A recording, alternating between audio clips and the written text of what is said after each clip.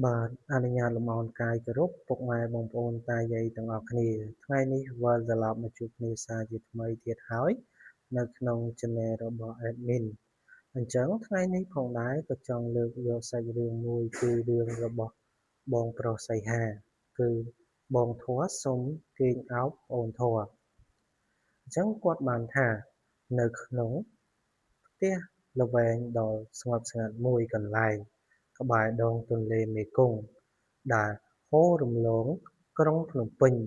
រាត្រីនេះមានភាពស្ងប់ស្ងាត់ខុសពីធម្មតាពន្លឺភ្លើងពណ៌លឿងជ្រៀងនៅក្នុងបន្ទប់ដេករបស់សីហាបានជះពន្លឺទៅលើជញ្ជាំងដែលពោរពេញ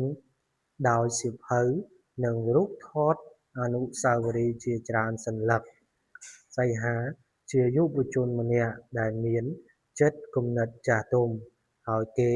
បានចាត់ទុកមីនាជាប្អូនធម៌ដែលគេស្រឡាញ់និងថ្នាក់ថ្នមបំផុតចាប់តាំងពីនាងនៅរៀនថ្នាក់ទី10មកម្ល៉េះមីនាជាក្មេងស្រីដែលមានចិត្តឆេវឆាវបន្តិចប៉ុន្តែ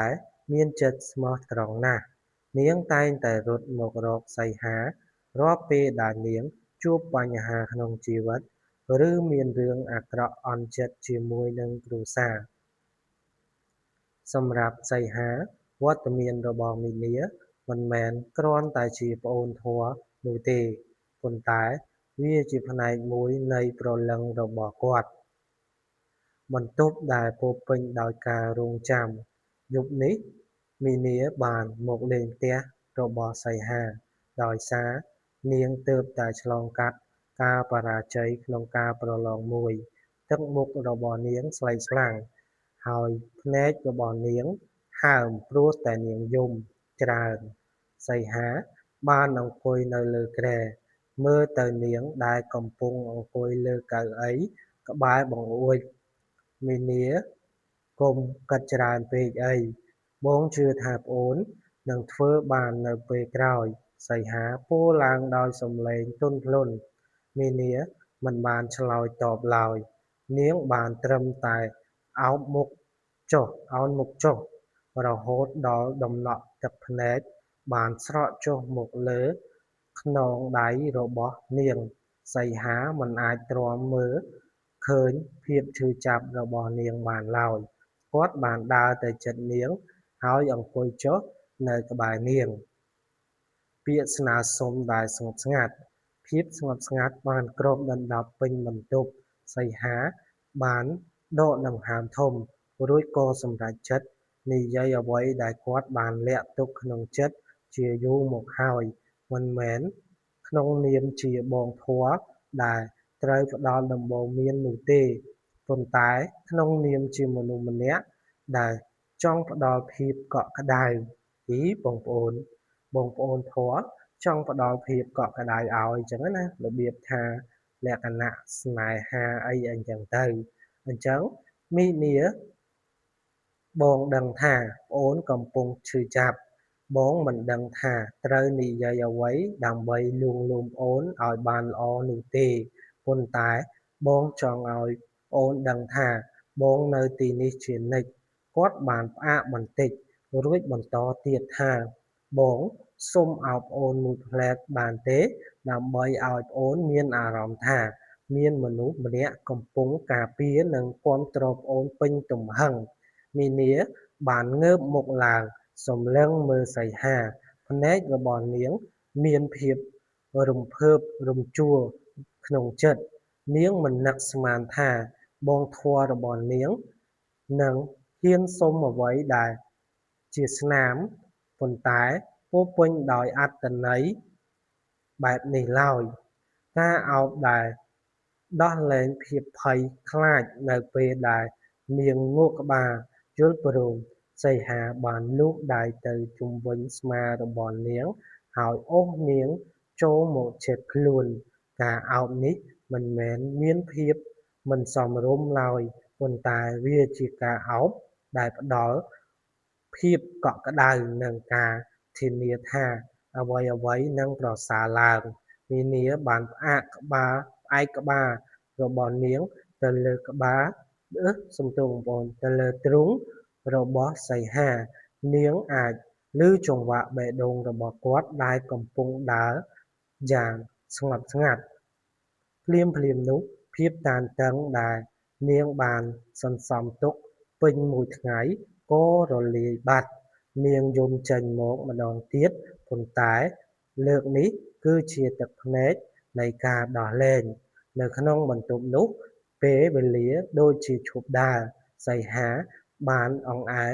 ខ្នងនាងថ្នមជាសញ្ញានៃការលួងលោមនៅក្នុងភាពស្ងប់ស្ងាត់នោះពួកគេទាំងពីរនាក់បានយល់ពីតម្លៃនៃចំណងមិត្តភាពដ៏ជ្រាលជ្រៅមួយនេះពិភពលោកខាងក្រៅបន្ទប់របស់សីហាមិនបានស្ងប់ស្ងាត់ដូចអ្វីដែលកើតឡើងនៅខាងក្នុងនោះទេនៅផ្ទះល្វែងក្បែរនោះអ្នកស្រីគន្ធាដែលជាស្ត្រីវ័យកណ្ដាលចូលចិត្តស៊ើបការណ៍អ្នកដទៃឬក៏គេនិយាយបានថាគឺការចេះដឹងរឿងអ្នកដទៃនោះឯងបានឃើញទិដ្ឋភាពដែលមីនាដើរចូលទៅក្នុងបន្ទប់របស់សីហាហើយឃើញភ្លើងក្នុងបន្ទប់រលត់ឬក៏បិទអស់មួយសន្ទុះធំសម្រាប់អ្នកស្រីគន្ធានេះគឺជាចំណីឬក៏គឺជាការចង់ដឹងចង់ឮនោះដ៏ឆ្ងាញ់សម្រាប់យកទៅនិយាយតគ្នានៅព្រឹកបន្ទាប់នៅក្នុងផ្សារតូចមួយក្បែរផ្ទះពាក្យចចាមអារាមបានចាប់ផ្ដើមរីកសាយដូចភ្លើងឆេះពេញព្រៃអញ្ចឹងពួកវាទាំងពីរនាក់នឹងបងធัวអីទៅបើឃើញចូលទៅក្នុងបន្ទប់បិទទ្វារជិតឈឹងតាំងពីយប់ដល់ភ្លឺអ្នកស្រីគន្ធាបាននិយាយយ៉ាងបែបនេះដោយ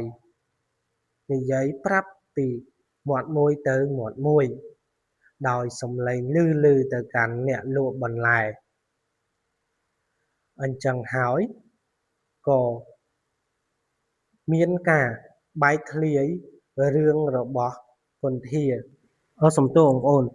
រឿងរបស់សីហានិងរឿងរបស់មីនាពាក្យសម្ដីទាំងនោះមិនយូរមិនឆ្ងាយក៏បានទៅដល់ត្រចៀករបស់មិត្តភក្តិរបស់មីនានិងអ្នកជិតខាងផ្សេងទៀតទំនាក់ទំនងដែលធ្លាប់តែស្អាតឬក៏ស្អិតល្មួតស្រាប់តែត្រូវបានគេមាក់ងាយនិងបំភ្លើសឲ្យទៅជាទំនាក់ទំនងដែលគ្មានសីលធម៌មីនាដែលជាក្មេងស្រីរៀនសូត្រស្រាប់តែត្រូវមិត្តភក្តិនៅក្នុងសាលាធ្វើការមើលងាយមីនាឯងមិននឹកស្មានថាបងធัวឯងមានចិត្តបែបហ្នឹងសោះទៅអោបគ្នាក្នុងបន្ទប់មែនទេសំឡេងចំអករបស់មិត្តភក្តិម្នាក់បានធ្វើឲ្យមីនាស្ទើរតែដាច់ខ្យល់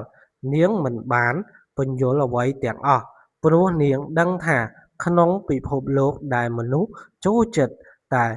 ជឿលើអ្វីដែលគេចង់ឃើញការពិតគ្មានតម្លៃឡើយភាព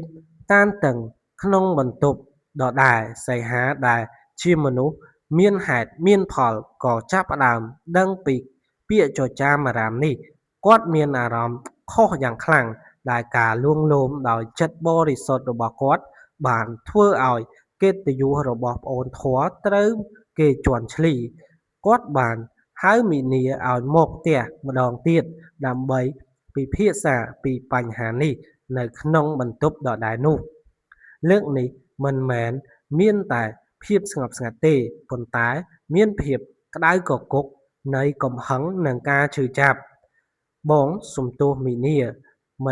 បងមិនគួរឲ្យប្អូនចូលមកក្នុងបន្ទប់នេះទេ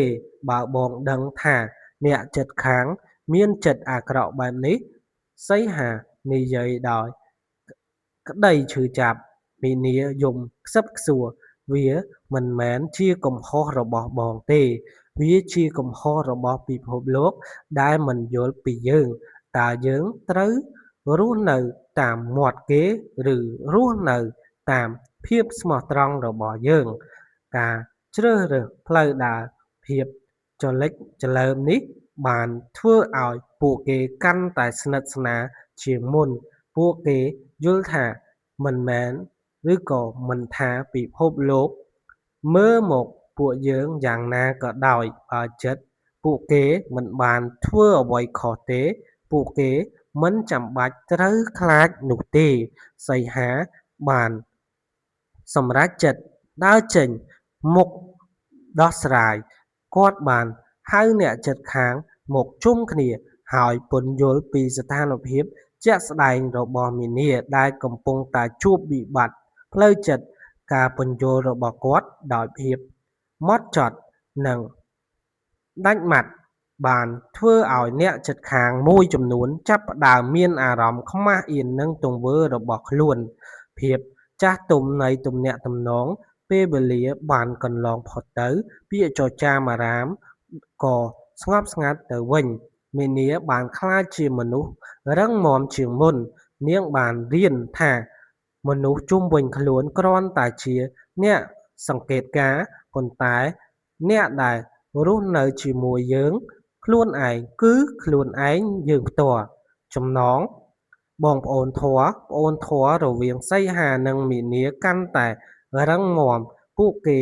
មិនបានគេចវេសពីការជួបគ្នានោះទេប៉ុន្តែពួកគេរៀនពីរបៀបរក្សាគម្លាតនិងភាពសមរម្យដោយមិនបាត់បង់ភាពកក់ក្ដៅដែល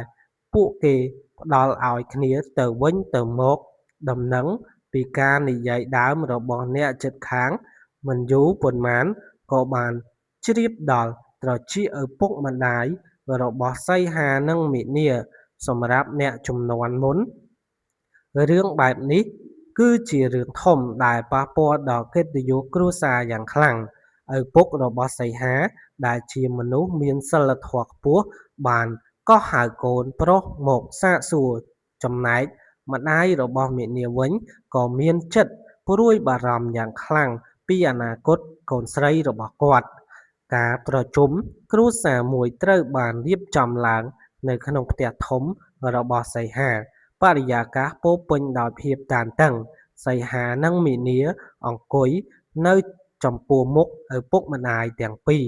តើវាជាការពិតទេពួកកូនមានទំនាក់ទំនងលើសពីបងប្អូនធម៌មែនទេឪពុកម្ដាយរបស់សីហាសួរដោយសំឡេងធ្ងន់ធ្ងរសីហាបានក្រោកឈរឡើងហើយចាប់ដៃមីនាដោយភាពម៉ឺងម៉ាត់ពុកម៉ែ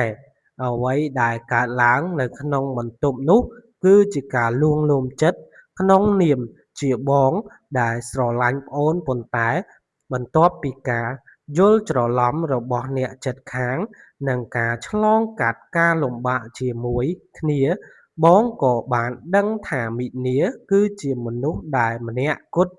ដែលបងចង់ថែរក្សាពេញមួយជីវិតវាមិនមែនជាការអោបដោយបាបកម្មទេប៉ុន្តែវាជាការចាប់ផ្ដើមនៃក្ដីស្រឡាញ់ដ៏ស្មោះត្រង់ពីការយល់ច្រឡំទៅជាចំណងអាពាហ៍ពិពាហ៍ពាក្យសម្ដីដ៏ក្លាហានរបស់សីហាបានធ្វើឲ្យឪពុកម្ដាយទាំងសងខាងស្ងប់ស្ងាត់ពួកគេបានសម្លឹងមើលទៅវិញទៅមកហើយឃើញនូវភាពស្មោះត្រង់ក្នុងកែវភ្នែកកូនទាំងពីរម្ដាយរបស់មីនាបានដកដង្ហើមធំហើយនិយាយថាបើសិនអ្នកទាំងពីរស្រឡាញ់គ្នាពិតប្រាកដចុះហេតុអ្វីបានជាអ្នកទាំងពីរត្រូវរស់នៅក្រោមពាក្យនិន្ទារបស់អ្នកដទៃបើស្រឡាញ់គ្នាគឺត្រូវធ្វើឲ្យវាត្រឹមត្រូវតាមប្រពៃណីពាក្យសម្ដីនេះដូចជាការបើកផ្លូវដ៏ធំមួយពិធីភ្ជាប់ពាក្យនិងអាពាហ៍ពិពាហ៍ត្រូវបានរៀបចំឡើងយ៉ាងកក់ក្ដៅដោយមានការចូលរួមពីសាច់ញាតិជិតឆ្ងាយអ្នកជិតខាងដែលធ្លាប់តែនិយាយដើមគេ